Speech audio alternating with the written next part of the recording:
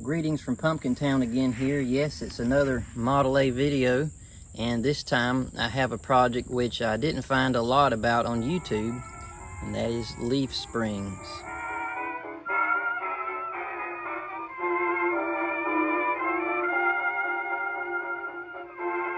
More particularly in this case, the front leaf springs. So this has been quite an interesting ordeal. In a good way. I've learned an awful lot about leaf springs. I didn't exactly start out trying to replace or improve the leaf springs. That was the farthest thing on my mind. But I was working on my shocks. So of course with any Model A project, one thing leads into another larger project, and it's like a black hole that never seems to be filled. Because this was such an experimental nature for me, I didn't film any part of me taking the leaf springs out. I just used Les Andrews' Red Book to do that and found it pretty simple. I didn't need a spring spreader, thankfully. I was able to use just a jack and jack stands. So for that portion, I apologize beforehand, but if you can go into your Les Andrews book, you'll find all the details there, and we'll pick up right where I started off. The good news is I found out that my center bolt of my leaf spring was broken and sheared for probably the last 50 plus years, and thus because of that the leaves had shifted, and I was getting a very rough ride and didn't know any better because I've never owned a Model A before. So now, after replacing all that, it actually, I can tell just around the yard here, rides much, much smoother. I can tell a distinct difference already. So this was a good project for me, and hopefully it'll be a good project for you too. And maybe this video will give you a little bit of insight into what is involved for some of you like me who haven't done this before. For you veterans out there, you're probably already laughing at me, which is fine. Now that I have the springs out of the car, they are, the center bolt obviously was sheared, and so they're splayed apart right now. So I'm going about taking a wire wheel and wiring each of the leaves one at a time. As you can see, those have been done, and the other ones look like they just came off the Titanic. I'm just using a bench grinder with a brass wheel.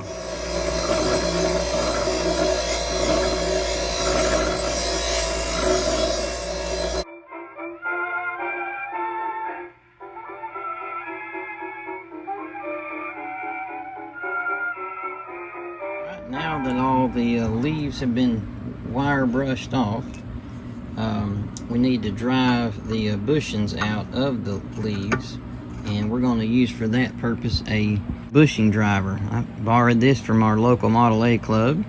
That's the benefits of being a member of a Model A club. I think this is about a $10, $12 tool, but when you need it, you need it. So now I'm just going to drive it out.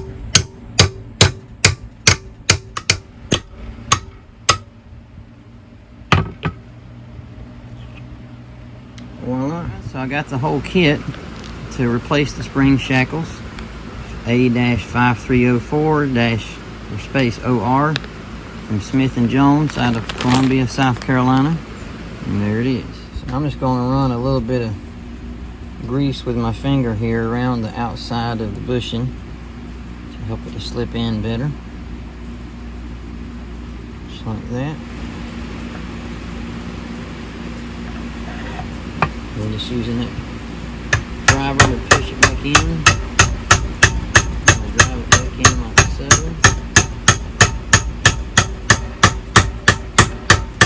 Now to flip it over and do the same for the other side. I'm just taking a little paper towel and putting it on that bushing driver and just kind of running it through to clean that out. Here you can see the old bushings that I just drove out, and the new one is a little bit to the inside of flush, and I put the outside flush here just like the old ones were right there.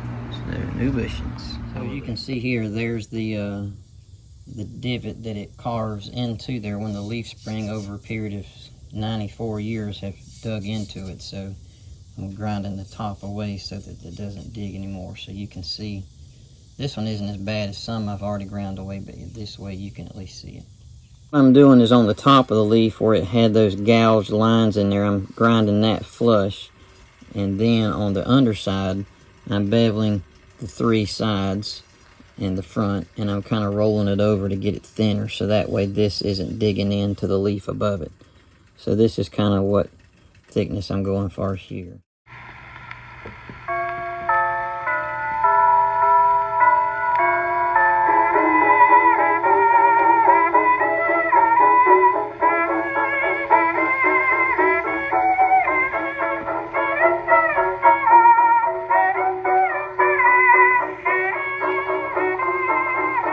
Okay, so next I'm going to try to follow the directions in Les Andrews' book and cold bend these leaves one at a time and see if I can get a little bit more arch in them. So what I've done is I've taken, like he says in the book, and drawn each leaf on here, traced it on here before I start bending it to see if I'm getting any improvement.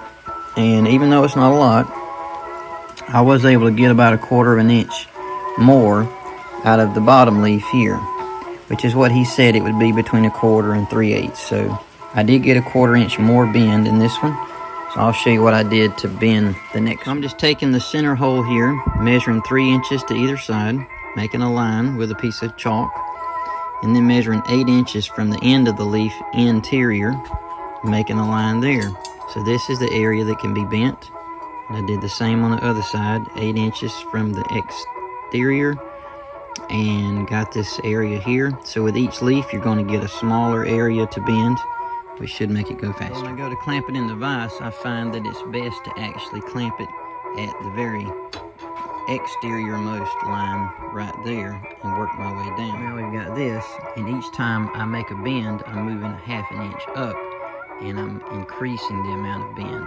That way I'm not having to clamp what I've already bent. Next, what I'm doing is taking a crescent wrench here, and I am clamping it something like this right here and tightening it up. I'm trying to hold this with one hand, sorry. And then I am adding on to the end of that my adapter kit extension here to get a good pull. So here we are going to go 1, 2, 3, 4, like that. Okay, so next I'm just going to loosen up my clamp here, my vise, come down about 1/2 inch right there, clamp it again, and put my crescent wrench on the end there, and my extension. 1, 2, 3, 4, like that. So now I'm just going to keep doing that every 1/2 inch all the way down to my other mark.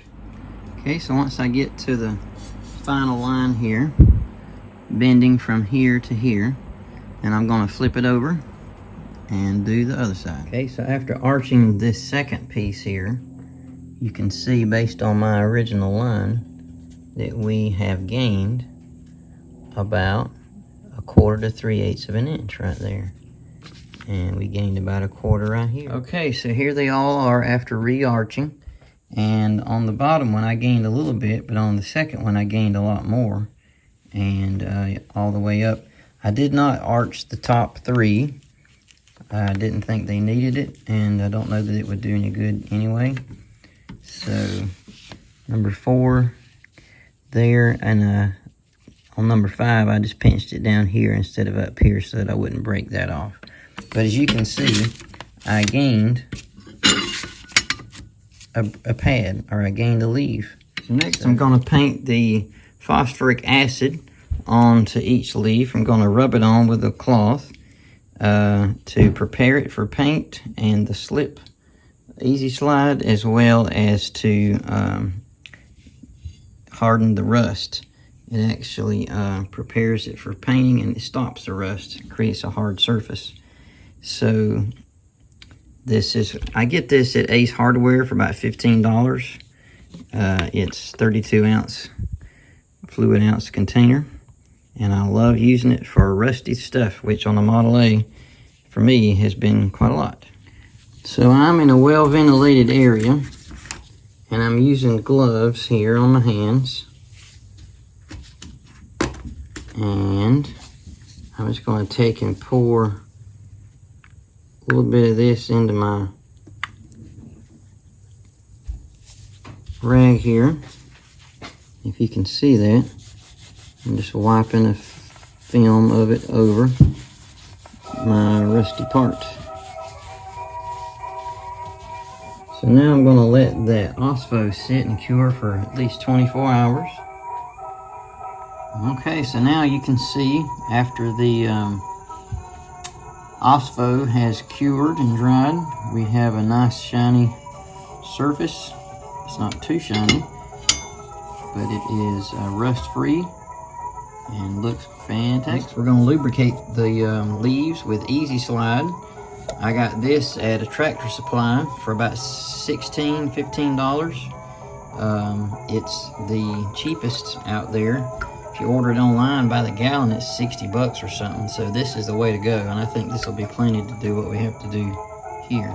Okay, so it was very clumpy in the bottom, so I took about 5 minutes and stirred it with a paint stick, and now it seems to be better dispersed. So we're gonna start painting this stuff on just on the bottom of the leaves alone, not on the tops, and not on the bottom leaf here. It served no purpose. One other thing to take note of is I've got a fan here and I'm in a ventilated place.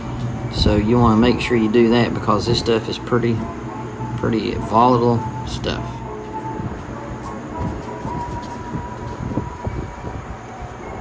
Okay, so I'm going to start with the lower leaf or the upper leaf first. It says be generous with it, so that's exactly what I plan on doing.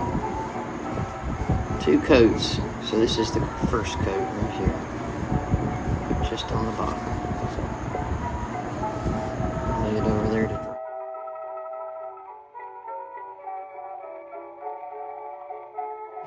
Okay, and it looks like the MEK substitute that I used to pour in here, and it cleaned up the brush very well. I'm going to let that cure over, and it looks like it's already cured. We'll wait and see what happens.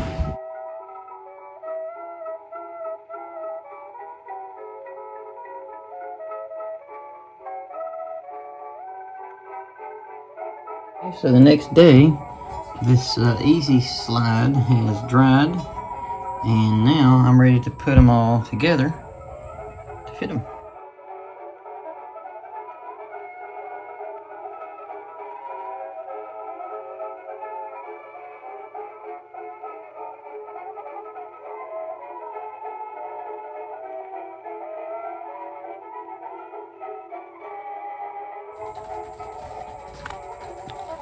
And then